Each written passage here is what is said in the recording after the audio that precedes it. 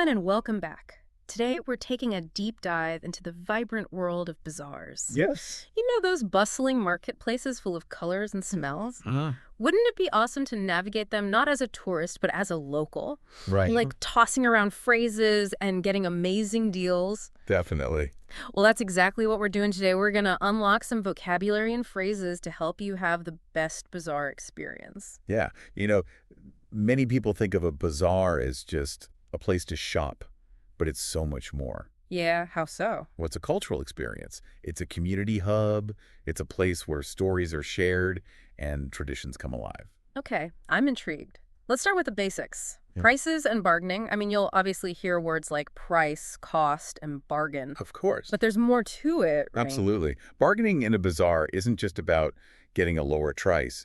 It's about the interaction, the back and forth between you and the seller. Oh, so it's a bit of a dance. Yeah. Exactly. You're building a connection, you're showing respect for their skills, and hopefully coming to a deal that works for both of you. So it's not just about blurting out, can you give me a better price? Well, you could definitely use that phrase. Okay, good to know. But remember, politeness goes a long way. A simple, could you lower the price a little, can be really effective. Right. And don't forget humor. A smile and a lighthearted approach can make the whole experience more enjoyable. I agree. Speaking of enjoyable experiences, I remember this one time I was at a spice market in Istanbul, and the sheer variety was incredible. Oh, wow. It was like sensory overload with all the colors and smells. That's a perfect transition to our next topic, quality and selection. Yeah. You'll hear words like quality, fresh, variety, and selection all the time. Yeah, and knowing how to use these terms is important to make sure you're getting good value. So how do we assess quality, especially for things like produce? Any tips? Use your senses, look for vibrant colors, feel the textures, and don't be afraid to ask questions. Like what? You could ask, is this fresh? Or when was this picked? Simple questions like that. Okay, makes sense. And here's a fun tip. If you're looking for local specialties, ask, where is this from? Ooh, that's a good one. You might even get a story about the farm or region, which makes the experience even richer. Right.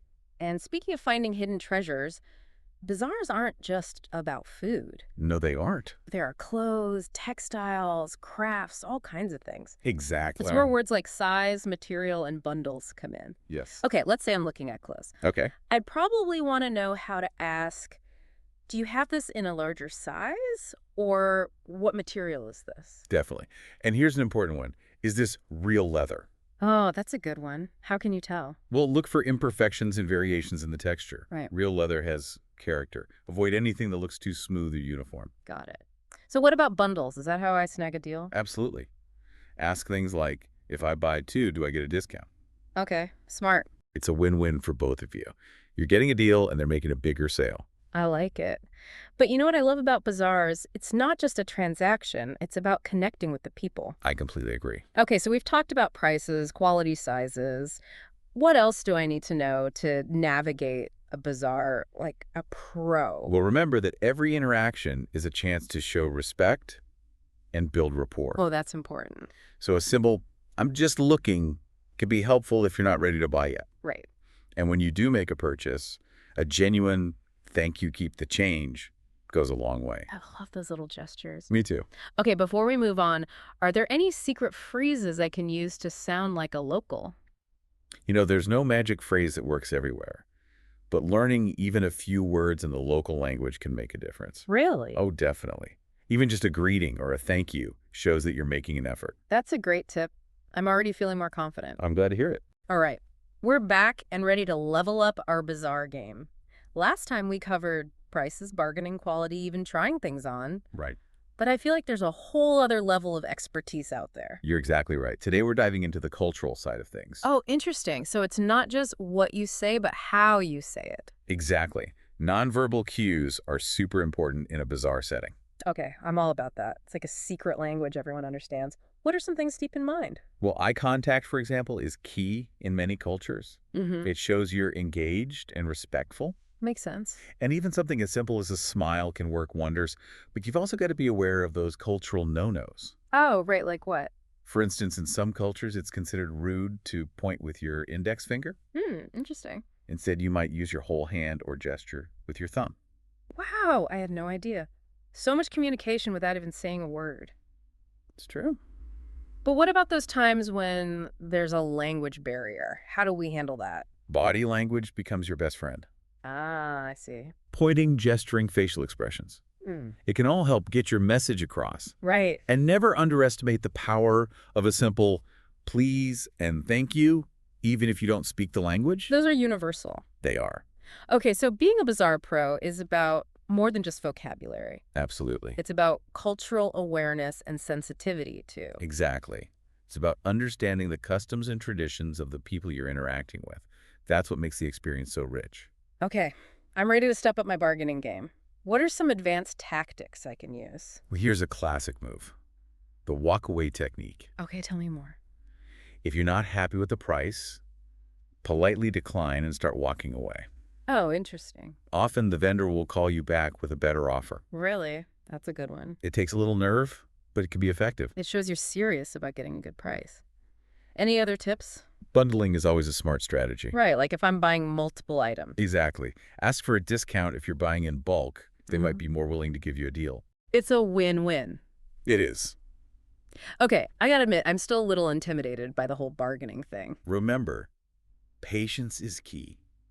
Haggling is a dance, a back-and-forth negotiation. Right. Take your time, enjoy the process, and don't be afraid to have a little fun with it. A playful banter can often lead to the best deals. I like that. Speaking of fun, are there any secret phrases that will make me sound like a seasoned local? You know, there's no magic formula, but learning a few key phrases in the local language can go a long way. Like what? Even simple greetings like good morning or good evening can impress the vendors. Okay, good to know. And if you want to take it up a notch, you could learn how to say that's too expensive or can you lower the price a little? Ooh, those are good ones. They are. It's all about connecting on a deeper level, showing that you respect their culture and traditions. It makes the whole experience so much more meaningful. It really does. And that's what makes exploring bazaars so rewarding. It's not just about shopping. It's about immersing yourself in a different world, connecting with people, experiencing something unique. This has been so insightful. I feel like I can tackle any bazaar with confidence and respect now. What's next on our linguistic adventure? All right, we're back for the final part of our bazaar deep dive. Yes. We've talked about bargaining, nonverbal cues, even how to spot real leather. I feel like we've unlocked some serious bazaar wisdom. We have. But there's still more to uncover.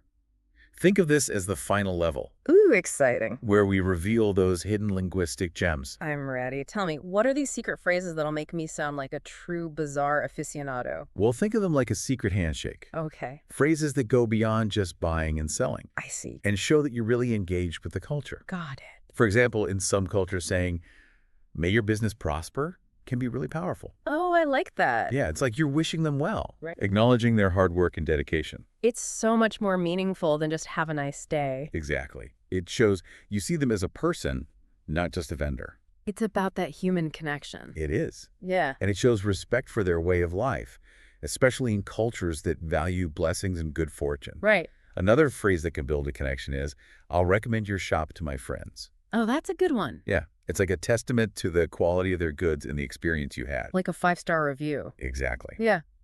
Okay, are you ready for another one? I am. Hit me with it. Try asking, do you have any special items you're particularly proud of? Ooh, that's interesting. Yeah, it shifts the focus from just buying something to appreciating the artistry and passion behind it. You might discover something you wouldn't have found otherwise. You might. And you'll learn more about the vendor's story and craftsmanship. It's about more than just stuff. Right. It's about the stories behind the objects and the people who make them. Absolutely. And sometimes even a simple compliment can go a long way. Like what? You could say, your craftsmanship is amazing, or this is such a beautiful piece. Right. It shows you appreciate their skills. It does. It's amazing how a few words can bridge cultures and create meaningful interactions. I know. Language is so powerful. It really is. When used with intention and respect, it opens doors to incredible experiences. I feel like I've gone from Bazaar 101 to a masterclass. I'm glad to hear it. I can't wait to put all this knowledge into practice. We'll remember to approach each interaction with curiosity and respect. Embrace the unexpected, and most importantly, have fun. I will. Bazaars are so vibrant and lively. They are. Well, that's a wrap on our bizarre vocabulary deep dive. Yes. We hope you've enjoyed this linguistic journey and that you feel ready to navigate any marketplace with confidence, respect, and a whole lot of savvy. Until next time, happy shopping. And may your bargaining be fruitful. All right, so today we're going on a little trip. Ooh, fun. Yeah, we're going to do a deep dive into the Grand City Bazaar. Oh, wow. Yeah, it sounds pretty amazing from the source material. Sounds colorful. Yeah, you can just imagine all the stalls, all those bright colors. And, they say that you can smell all the spices in the air. Oh, yeah, I bet. And, like, all the vendors calling out. Yeah. Trying to get you to buy their stuff. That's the best part. Yeah, so we're going to follow this visitor named Emma. Okay. And kind of see what she does in the bazaar and see what we can learn from her experience. I like it. Yeah. So it sounds like it's not just about, like, buying souvenirs. Right. This is like a full cultural immersion. Exactly. We're getting in there. Yeah, she's talking to all the vendors and really trying to experience everything. I love that. Yeah, so one of the first things she did was she went to this spice stall. Okay. And like I said, you can imagine all the colors and the smells. Oh, yeah. But she did something really cool. What? So she, like, asked the vendor, like, hey, you got any, like, special spice blends? Ooh. Right. Sneaky. Yeah, and so that's how she found out about this thing called magic spice. Magic spice. Yeah, it's like this secret family recipe Oh. passed down, like, over generations. That's so cool. I know, right? So she got to learn all about this cool tradition just by asking. See, that's what I'm talking about. Exactly. Like, you got to be proactive. You got to put yourself out there. Yeah, and don't be afraid to ask questions. Right, exactly. Like, the only dumb question is the one you don't ask. Exactly. Love it. So anyway, she's at the spice stall. She learns about magic spice. Yeah? But then get this. She asks for a sample. Ooh, smart. I know, right? Very smart. She's not just going to buy it, sight unseen.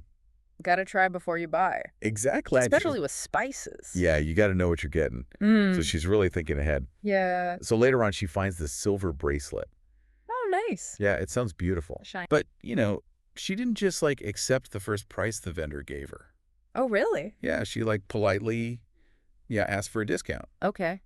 Yeah, and it sounds like she was really good at it. So like a master negotiator? Yeah, she, like, complimented the vendor on their craftsmanship. Oh, that's smart. Yeah, like, acknowledged their skill. Mm-hmm. And then respectfully asked if there was any way to get a lower price. That's a really good strategy. Yeah, she made it like a conversation. Yeah. Not like a confrontation. Right. And guess what? It worked. She got a deal. Yeah, she got a special price. Awesome. I know, right?